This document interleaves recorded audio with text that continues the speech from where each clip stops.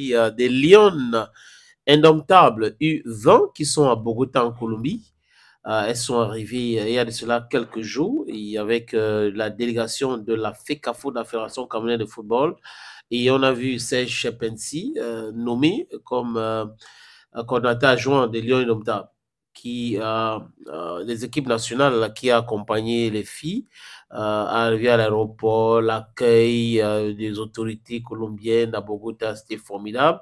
Et les filles ont déjà commencé à s'entraîner. Elles ont commencé à s'entraîner. Mais il y a un problème pour ceux qui vont regarder le match. Hein. Il y a ce décalage horaire très énorme. On parle de 6 heures de décalage horaire. Donc, si un match est programmé, par exemple, à 20 heures là-bas, ici, ça sera quelque chose comme 2 heures du matin. Ça sera comme la Coupe Amérique, non? C'est la même chose. Ça se joue en Amérique. Donc, si un match est programmé à 16 heures là-bas, on pourrait regarder le match à 22 heures ici. Donc, ça sera un peu difficile pour les Camerounais de regarder ces matchs. Mais ce qui est important, c'est qu'il y a cette sérénité-là. Et c'est le staff nommé par la Fédération camerounaise de football qui accompagne ces filles. La question que j'aimerais poser, c'est que les autres qu'on a nommés, coordinateurs et autres qui ne sont pas là avec les Lions et autres, et ça va se passer comment? On va les payer sur quelle base et tout. Je ne sais pas si tu as une existe de réponse à cette question. Bon, vraiment pas pour le moment. Vraiment pas pour le moment. Mais je suppose que tout va bien se passer. Du moins, moi, tout est en train d'entrer dans l'ordre. Voilà. Contrairement à ce qu'on voit dans l'équipe senior des Lions aux Indomptables, je pense qu'on n'a pas trop de problèmes avec les autres équipes de football du Cameroun. Donc ici, jusqu'ici, pas d'histoire. Quand on a nommé un coordinateur des équipes nationales, ça veut dire que c'est pour toutes les équipes. Oui, est-ce qu'on a nommé un coordinateur pour les Lions indomptables à Fagnon? Pour toutes les équipes, d'accord, mais sauf que je dis encore, contrairement à ce qu'on voit avec les seniors, on ne voit pas ça chez les autres.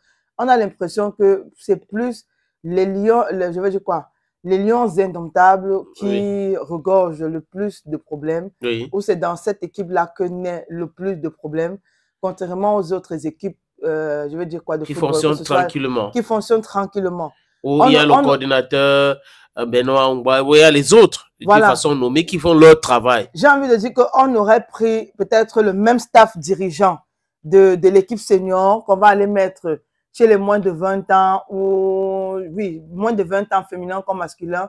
On ne va pas avoir tous ces problèmes-là.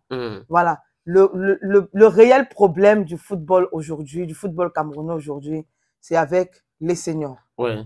C'est là où il y a un problème. C'est là où il y a un problème. Peut-être c'est parce qu'il y a beaucoup d'argent là-bas. Bon, peut-être aussi. Quand on voit avec les filles, par exemple, très bien habillées avec One Sport, propre, personne ne se plaint, la délégation est là, représentée et autres, tout va bien. Tout est très calme.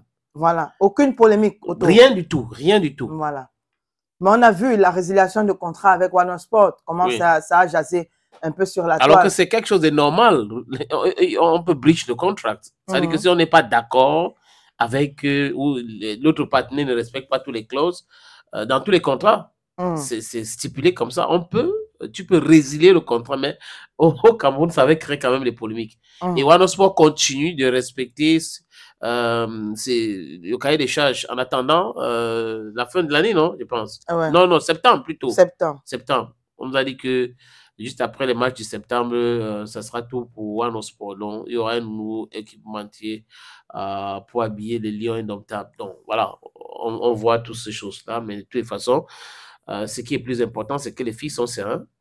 Elles sont en train de s'entraîner et espérons qu'elles vont donner le meilleur d'elles en Colombie. Pourquoi pas arriver jusqu'en finale, la Coupe du Monde de moins de 20 ans. Elles sont très jeunes, très belles et j'ai vu certaines photos aussi.